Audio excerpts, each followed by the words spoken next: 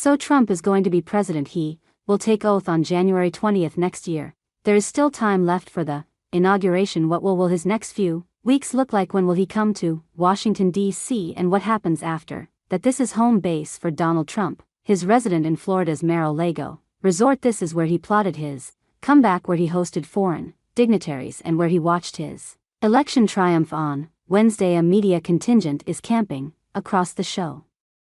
Patrol boats are also on alert. After all, this isn't just a former president's home, it's also the next president's home. Trump will not be here beyond January. He's got a busy couple of weeks ahead. First, a visit to the White House. Joe Biden has already extended an invite.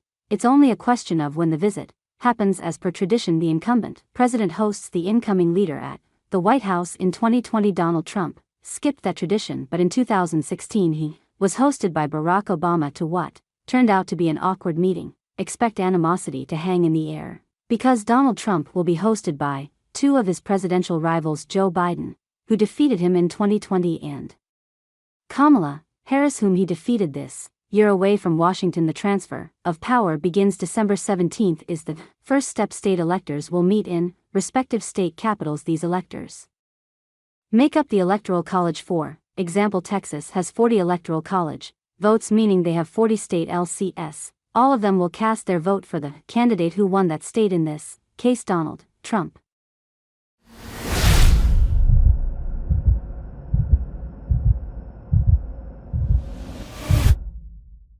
This exercise happens in every state, after which these votes are transferred to Washington, D.C. It reaches here on the 25th of December. The next step happens right here at the U.S. Capitol. The state Electoral College votes are counted and certified by a joint session of Congress. The Vice President conducts this proceeding and certifies the election, in this case Trump's rival Kamala Harris. This is usually a routine event in the transition of power, but this time it has been declared a national security event. Why? Because of what happened the last time when Trump supporters tried to overturn the certification process. Something tells us that won't be happening this time. After that, it's a countdown to inauguration. Trump will be quite busy on these days. He must pick political appointees, select cabinet members, receive daily presidential briefs, basically set up an entirely new administration.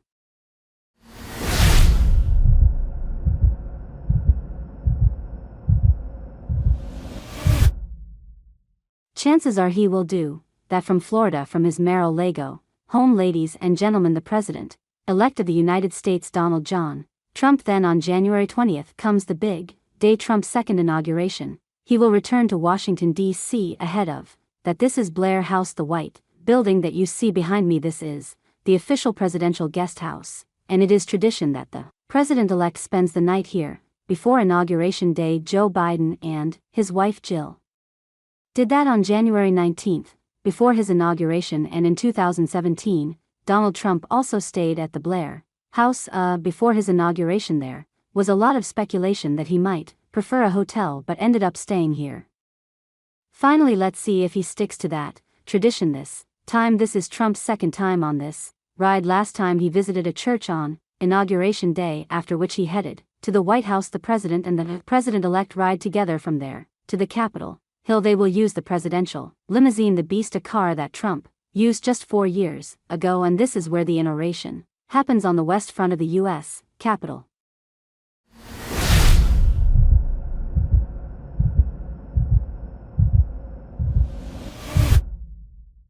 The public can get free tickets from members of Congress. Usually, inaugurations are attended by all former presidents and first ladies. The president-elect takes his oath of office on top of those stairs. Trump used 2 Bibles to take his oath the last time. One was his own, the other belonged to Abraham Lincoln. Donald John Trump do solemnly swear after the inauguration. The new president sees of the outgoing leader. The Bidens will get one final ride on Air Force One, and the destination anywhere you pick. Once Biden leaves, it's the Trump show. He will first attend a luncheon at the U.S.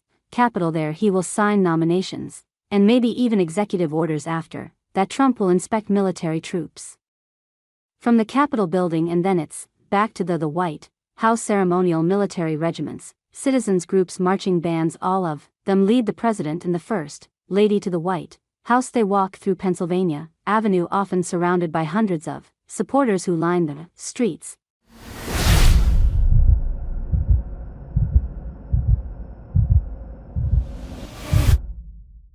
Thanks for watching this video.